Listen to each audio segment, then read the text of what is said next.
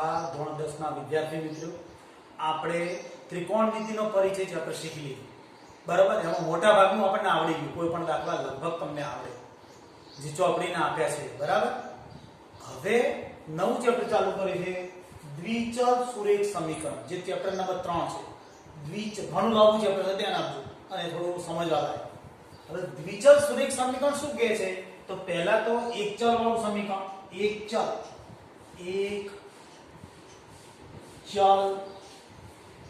સુરેખ સમીકરણ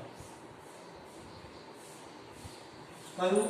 એક ચલ સુરેખ સમીકરણ કયું કહેવાય? તો આ ax b બરાબર 0. કયું? ax b બરાબર 0 એ એક ચલ, આ ચલ એક જ છે, x જ. એક ચલ અને સુરેખ સમીકરણ કહેવાય. સુરેખ એટલે એક જ ઘાત વાળું. સુરેખ સમીકરણ એટલે ઘાત એક હોય અને એમાં ચલ એક જ x જ છે. હવે પછી એ આવી રીતે સ્વરૂપમાં પણ હોઈ શકે કે ay c બરાબર 0. ગમે તે સ્વરૂપમાં હોય. જો તો તેમાં ચલ કયો તો x, જે લખવામાં આવે છે ચલ x છે, ચલ y છે, એમ સમજ્યા? ચલ કયો નક્કી આપણને ખબર ના પડે કે સૂચના મારી હોય સાઈડમાં. જો ચલ x છે, જ્યાં ચલ y છે, આવું તમને સૂચના મારેલી જ હોય એટલે આને એક ચલ સુરેખ સમીકરણ કહેવાય. આપણે ભણવાનું છે દ્વિચલ સુરેખ સમીકરણ. તો દ્વિચલ એટલે કયા? દ્વિચલ સુરેખ સમીકરણ આપણે કયું ભણવાનું છે? દ્વિચલ સુરેખ સમીકરણ. તો આવું આવશે. દ્વિચલ એટલે ax by વત્તા c બરાબર 0. બરાબર, જ્યાં a b c belongs to r. એટલે a b c સમો હોવા જોઈએ, r માં હોવા જોઈએ, અને x y જ્યાં x અને y બે ચલ છે. સમજ્યા? a b c એ અક્ષરો છે, નિશ્ચિત belongs to r ના છે, અને આ બે ઘટકો કયા? x અને y એ ચલ થઈ ગયા. આ a b c અક્ષરો અચળ અક્ષરો એટલે આવું હોય 5x વત્તા 3y વત્તા 4 બરાબર 0. તો આના ઉપરથી ખબર પડે કે આ x અને y બે ચલ છે અને બાકીના બધા અચળ છે. એ રીતે અહીંયા આપણે ડાયરેક્ટ સમીકરણ આવું આપ્યું હોય 3x વત્તા 5 બરાબર 0. તો હવે તમે સમજી શકો કે આમાં ચલ કયો? તો ચલ કયો છે? x. કયો છે ચલ? x. બરાબર, અને આમાં ચલ એટલે સૂચના આપણને જરૂર ના પડે, તરત ખબર પડી જાય કે આ ચલ છે. દ્વિચલ સુરેખ સમીકરણ એટલે એમાં બે ચલ હશે. એટલે ધારતી વખતે આપણે બે ચલ ધારવાના. બરાબર, આ મગજમાં ધ્યાન આપવાનું. હવે ચોથું ચેપ્ટર આવશે પાછળ, એમાં એક ચલ જ હશે. બરાબર, તો હવે એને અનુરૂપ સ્વાધ્યાયનો દાખલો નંબર 3.1 નો પહેલો દાખલો છે. હવે આ વિદ્યાર્થીની રકમ આપી છે, સમીકરણ બનાવવાનું આપણે જાતે થોડું અઘરું લાગે પણ થોડું ધ્યાન આપશો એટલે આવી જાય. શું કીધું છે? આફતાબ તેની દીકરીને કહે. કોણ? આફતાબ તેની દીકરીને કહે. શું કહે છે? 7 વર્ષ પહેલા મારી ઉંમર તે વખતની તારી ઉંમર કરતો 7 ગણી હતી. બરાબર, મારી ઉંમર 7 વર્ષ પહેલાની વાત છે. મારી ઉંમર તારા કરતો 7 ગણી હતી. અને પછી 3 વર્ષ પછી મારી ઉંમર તારી તે વખતની ઉંમર કરતો 3 ગણી હતી. તો આ પરિસ્થિતિનું બૈજિક રીતે અને આલેખની રીતે દર્શાવો. એટલે સમીકરણ બનાવો, પછી આલેખની રીતે દર્શાવો. આલેખની રીતે દર્શાવો એટલે આલેખની રીતે ઉકેલવાનું.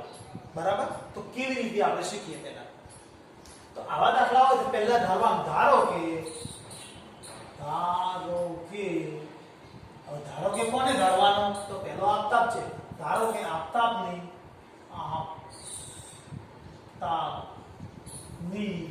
હંમેશા માટે હાલની જ ધરાય. ધારો કે આફતાબની હાલની ઉંમર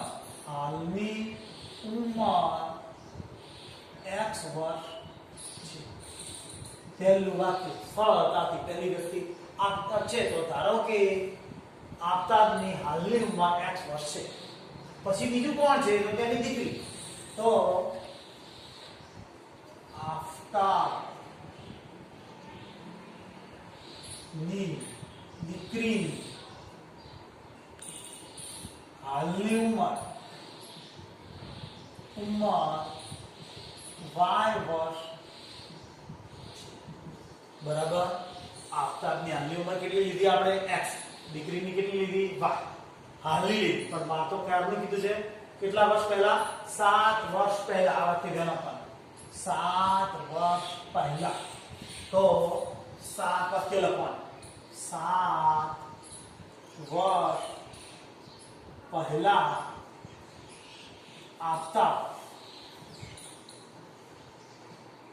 આફતાબની ઉંમર કેટલી થશે? x ઓછા y, x ઓછા 7 આવશે. શું આવશે? x ઓછા 7 વર્ષ થાય ને? આવી હાલની x લઈએ તો 7 વર્ષ પહેલાની કેટલી? x ઓછા 7. ધ્યાન આપતા રહેજો ભેગા ભેગા. બરાબર 7 વર્ષ પહેલા આફતાબની ઉંમર કેટલી? x ઓછા 7. બરાબર એ જ રીતે 7 વર્ષ પહેલા આફતાબની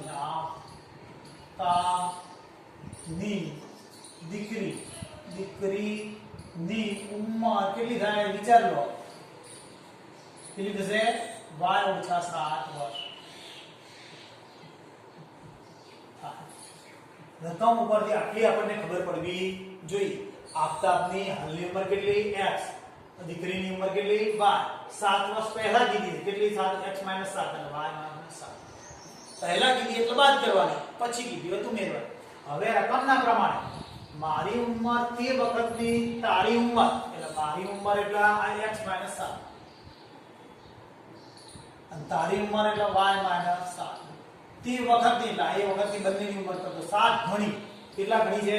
7. મારી ઉંમર તારી ઉંમરથી 7 ગણી એટલે 7 ગણી 7 લગાડવાનું. અને એમને મે ખબર પડે કે પિતા છે ના પુત્રી છે, તો પુત્રી બંને વચ્ચે ઇક્વલ લાવવું છે તો આ 7 ગણું કરવું પડે. બરાબર સમીકરણ પર ધ્યાન અહીંયા બિલકુલ તો આ સમજણ પડે. શું લખ્યું છે? 7 વર્ષ પહેલા, એટલે આ બંનેની 7 વર્ષ પહેલાની કીધી. હવે અહીં પિતા છે અને આ પુત્રી છે, તો પુત્રીને અહીંયા 7 ગણા થાય એટલું આપણે સમજણ પડે તો જ બે સરખા કરી શકીએ. તો હવે એનું સાદુરૂપનું સમીકરણ બનશે x - 7 બરાબર 7y - 49. તો માટે x - 7y બરાબર -49 વત્તા 7. તો હવે શું થશે? x - 7y બરાબર 49 માંથી 7 બાદ કરવા પડશે ને આપણે. તો બાદ કરશો કેટલા વધશે? જોઈ જુઓ. તો આ 4 એમને એમ અને આ જતા રહેશે એટલે કેટલા રહેશે? 7 જશે એટલે 3 રહેશે. બાદબાકી કરતો કેટલા આવશે? 42. આને પણ એમ નંબર 1 કહીશું આપણે. બરાબર સમજ્યા હશો. હવે આગળ કીધું શું કીધું છે? 3 વર્ષ પછી. તો આ તરફ ફરીથી સમીકરણ બનશે 3 વર્ષ પછી કોની ઉંમર? આફતાબની. આફતાબની ઉંમર x + 3 વર્ષ થાય. બરાબર છે? 3 વર્ષ પછી અંદર રકમમાં કીધું જો 3 વર્ષ પછી, 3 વર્ષ પછી, 3 વર્ષ પછી આ શબ્દ જો આ 7 વર્ષ પહેલા હતા એટલે બાદ થાય અને આ 3 વર્ષ પછી કીધું છે એટલે x + 3. હવે 3 વર્ષ પછી આફતાબની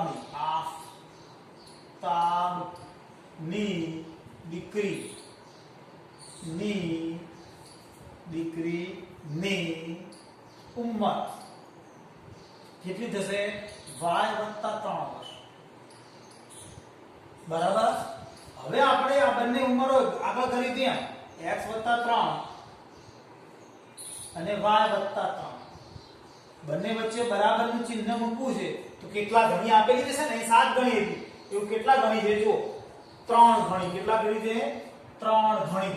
તો હું 3 લગાડીશ. તો અહીં વત્તા ભાઈ ના લગાડ, આના પાસે લગાડીએ તો જ બંને ઇક્વલ થાય. બરાબર સમીકરણ જોતા રહો. તો x + 3 છે તો x + y + 3 સાથે 3 લગાડવા પડે. કેમ 3 લગાડવા પડ્યા? પોતાની સમજ માટે પોતે ધ્યાન આપો. x + 3 બરાબર 3y + 9 એના ઉપરથી સમીકરણ કયું બન્યું આપણું? તો x 3y બરાબર સમજો x આ બાજુ આયા છે -3y અને બરાબર 9 માંથી કેટલા જશે? 3 એટલે કેટલા થશે? 6. સમજાય છે? આ 9 માં 3 ગયા એટલે 6. પરિણામ નંબર 2. આ બૈજિક રીતે આપણું પૂરું થઈ ગયું. કયું? બૈજિક રીતે, બૈજિક પરિસ્થિતિ સમાન પૂરું થઈ ગયું. આ બે સમીકરણ લાયા એટલે બૈજિક. એટલે કઈ રીતે કીધી છે આપણને? બૈજિક પરિસ્થિતિ. બૈજિક પરિસ્થિતિ મુજબ સમીકરણો કયા આયા? પહેલું સમીકરણ x 7y બરાબર -42 અને x 3y થાય છે ને? હા, 3y બરાબર કેટલા? 6. આ સમીકરણ નંબર 1 અને આ 2 બૈજિક પરિસ્થિતિ મુજબ. ધ્યાન આપજો. અહીંના લખવાનું કારણ કે આ સમીકરણની જરૂર પડશે હજી કઈ પરિસ્થિતિ પ્રમાણે? આલેખની રીત માટે. આ બૈજિક પરિસ્થિતિના આલેખ સમીકરણ લાવવાનું, બીજું કશું કરવાનું નથી. એટલે મેં બૈજિક પરિસ્થિતિ પ્રમાણે સમીકરણ લઈ દીધા. બરાબર? ફરી એકવાર સમજી લઈએ. સૌથી પહેલા આપણે આ દાખલો આપ્યો હોય એટલે સૌથી પહેલા ધારવાનું.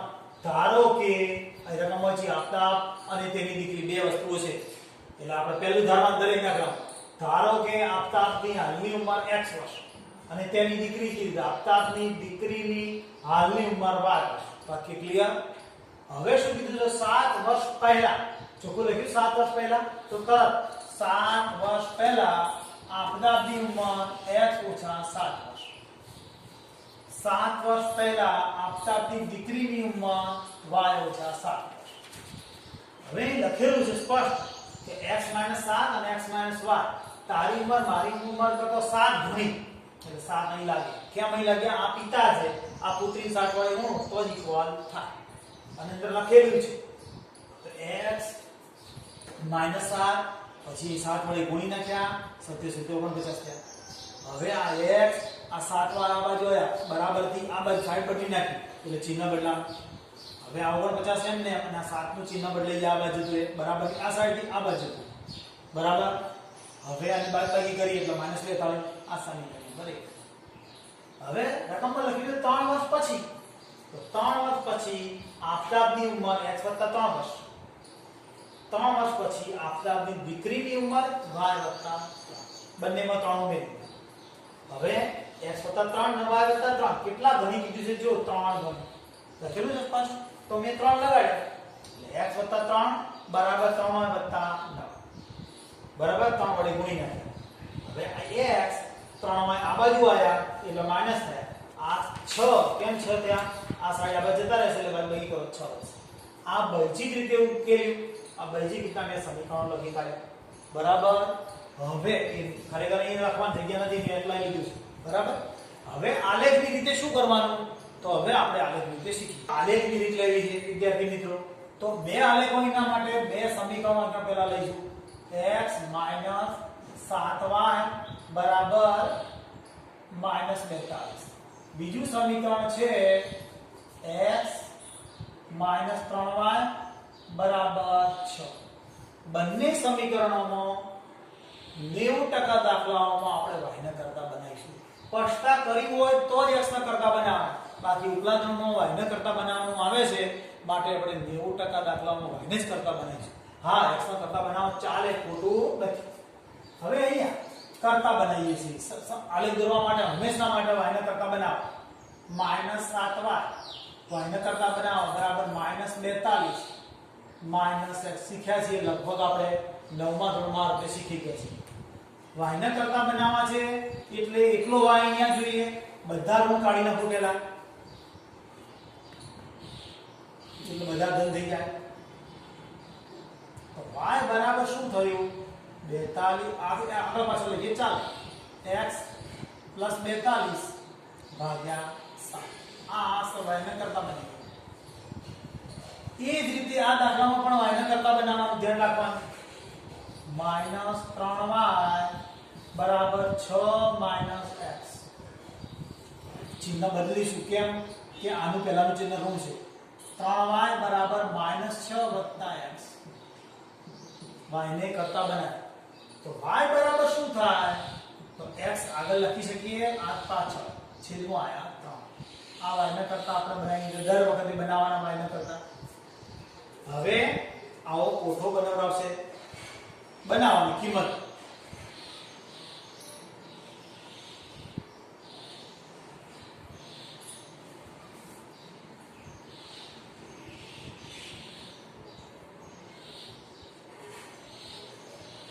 હવે x ની કિંમત લેવાની x અને y તો જે y ના કરતા બનાવ્યા એમાં દર વખતે યાદ રાખવાનું આપણે કે x બરાબર 0 લેવાનો જ સરળતા પડે x બરાબર 0 લેવું x બરાબર 0 લેતા નથી બતાવવી પડે બાકી 0 લઈએ તો અહીં 0 મૂકી દે તો તમે સમજી શકો 7 6 42 6 આવી ગયા સમજી ગયા સમજો x ની જગ્યાએ 0 ભરે તો શું થયું 7 6 42 ઉડી ગયા તરત જવાબ આવ્યો 0 લેતા પણ નથી બતાવવી પડે એટલે 0 x બરાબર 0 લેતો તો y બરાબર 0 + 42 ભાગ્યા 7 તો y બરાબર આ 7 6 42 એટલે y બરાબર 6 આવી ગયા સમજી શકો છો હવે દર વખતે સરળતા માટે y બરાબર 0 લેતા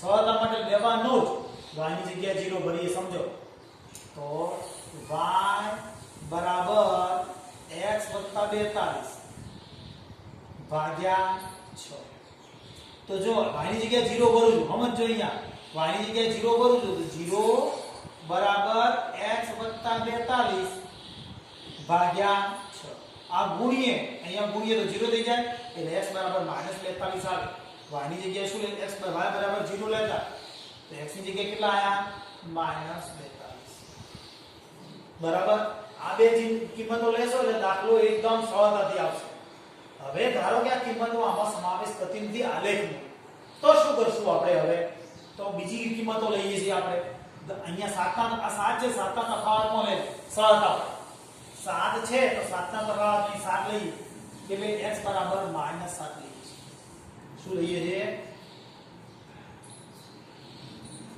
x બરાબર -7 લે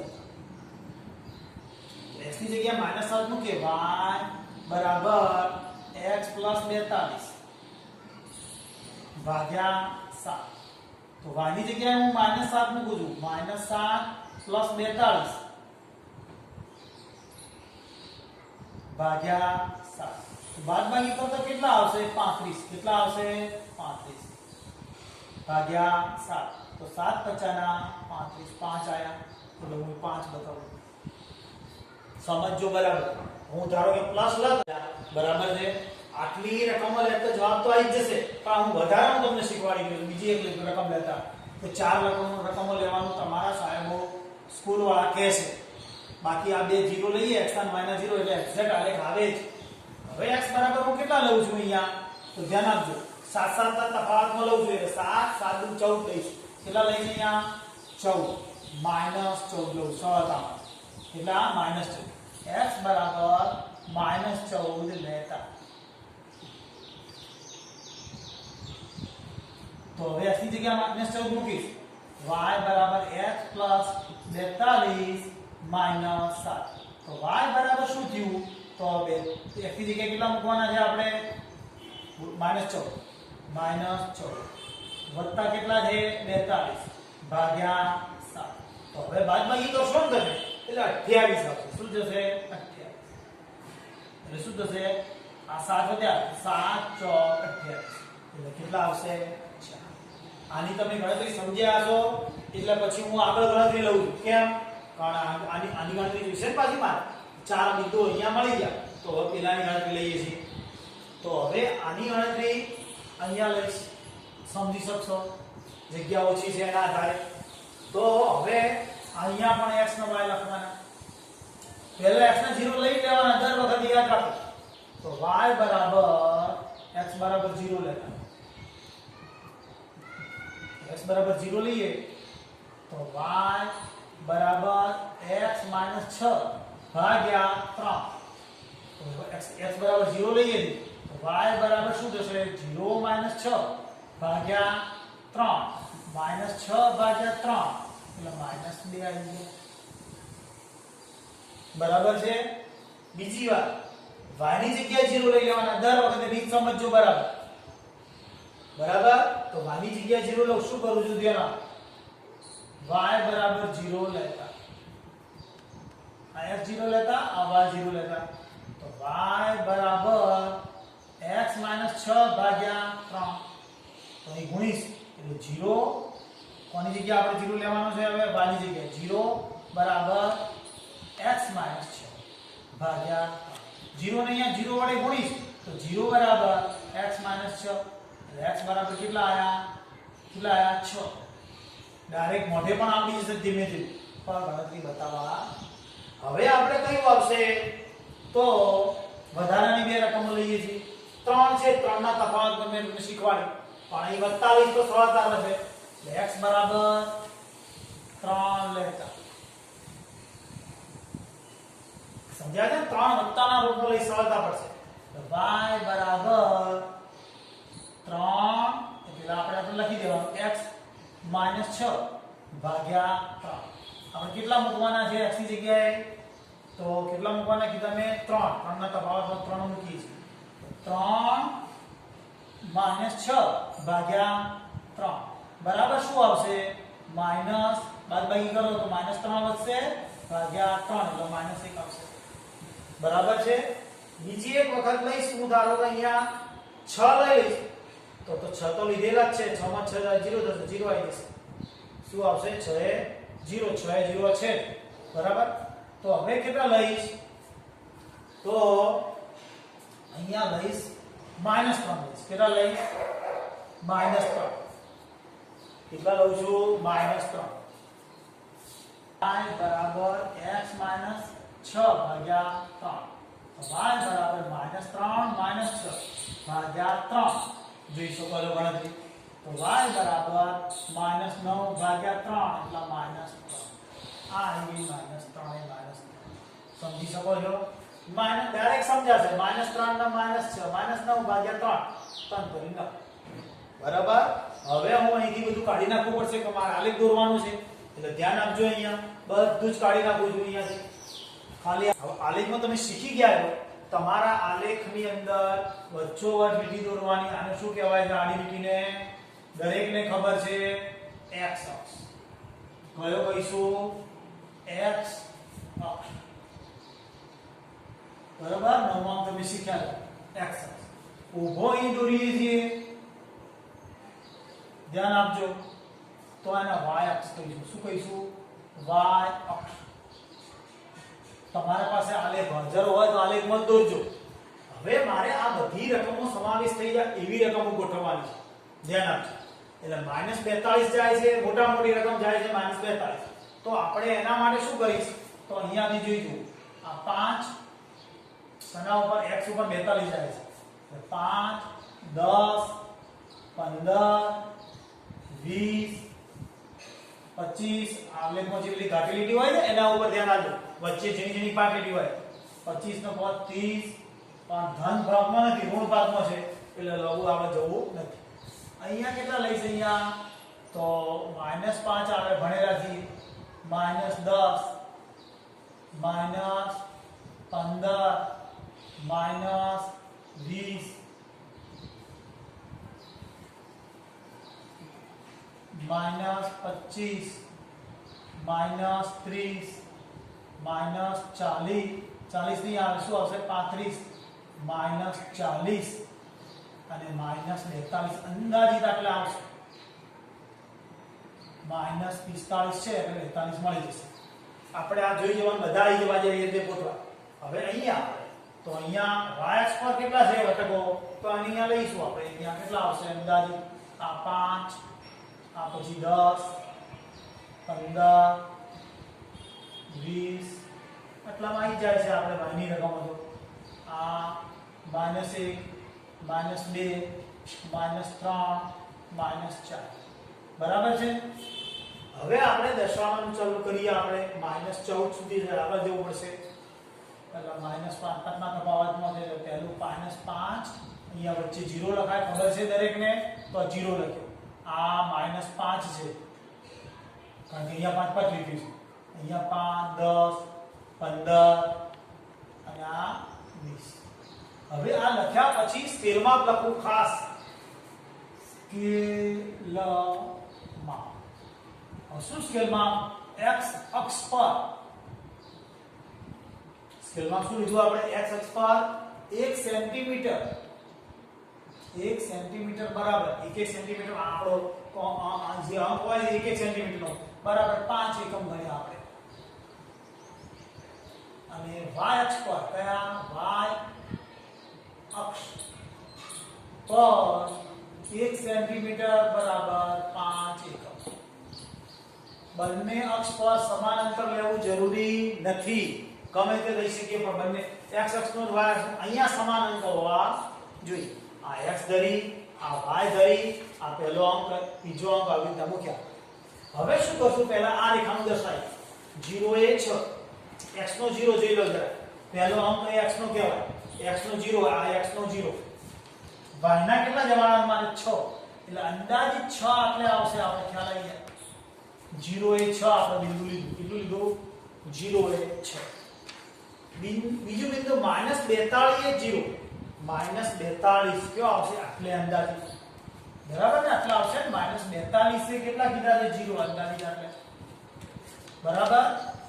એ સિવાય -7 એ 5, તો -7 કેટલા આવશે અંદાજિત? તો -7 અહીંયા આવશે. એ 5, તો એ આ આપણો 5. -7 એ 5 જોઈ શકો છો, એક સમાન લીટી આવી જશે. પછી -14 એ 4, -14 એટલે એ આ -14 અને આ 4 એટલે અડીને 4 જશે. બરાબર છે? લીટી એક જ સ્ટ્રેટ લાઈન લીટી દોરી દેવાની. ફૂટપટ્ટી તમે દોરશો એટલે એક્ઝેક્ટ લીટી તમે દોરશો તો આ ત્રણેયમાંથી બધા બિંદુઓમાંથી પસાર થશે. ફૂટપટ્ટીથી આલેખથી દોરશો તો એક્ઝેક્ટ આવશે, કોઈ ફરક નહીં આવે. હવે આમાં નામ લખવાનું ખાસ. પહેલા સમીકરણ x - 7y બરાબર -42. બરાબર. પહેલું સમીકરણ તમને આવડી ગયું છે, દરેકે દોર્યું છે, જોયું છે. હવે બીજા સમીકરણ માટે શું? આ બિંદુ ધ્યાન આપજો, કદાચ ના આવડે. x ના 0 એ આ x નો 0, y ના કેટલા કીધા? -2, અંદાજિત -2 અહીં આવશે, સમજી શકો છો. પછી x નો કેટલો? 6, તો 5 ને 6 દેખાય છે. 6 એ 0, તો આપણે અહીં નહીં. બરાબર છે. હવે 3 એ -1, આ 3 ક્યાં આવશે? અંદાજિત 3 આવશે અહીંયા. એ આ 3 એ કેટલા કીધા છે? -1, તો કેટલા? 0 એ -2 એટલે -1 અંદાજિત અહીંયા આવશે. બરાબર છે. હવે તો -3 તો -3 એ અને -3 અંદાજિત જો એક લીટીમાં બિંદુઓ છે બધા, તો બિંદુઓ દોરી આ. તો અંદાજિત ક્યાં છેદશે? અંદાજિત 2 મિનિટ જરા આપણે જો મિત્રો, પહેલાની આપણે રેખા દોરી હતી એનું નામ લખ્યું 7x - 7y બરાબર -42. બીજાના બિંદુઓ મેં તમને બતાવ્યા હતા અને મેં લીટી દોરી કાઢી છે. x - 3y બરાબર 6, x - 3y બરાબર 6. બે સમીકરણ લખ્યા. બંને છેદશે. તમે દોરશો ફૂટપટ્ટીથી વ્યવસ્થિત તો એક્ઝેક્ટલી બતાવશો તો તમને એક્ઝેક્ટ અહીંયા 42 કેટલા છે? 42. x ના 42 અને y ના અંદાજિત 10 ને 2 12 એ છેદશે. તમે છેદ બિંદુ મળશે. બરાબર. એટલે આ આલેખથી કરી. શું કર્યું આપણે? આલેખથી નિરૂપણ થયું. આલેખની રીત તો આલેખની રીત સમજી ગયા. શું કરવાનું? બંને આલેખોમાં 90% સંજોગોમાં y ના કરતા બનાવવાના.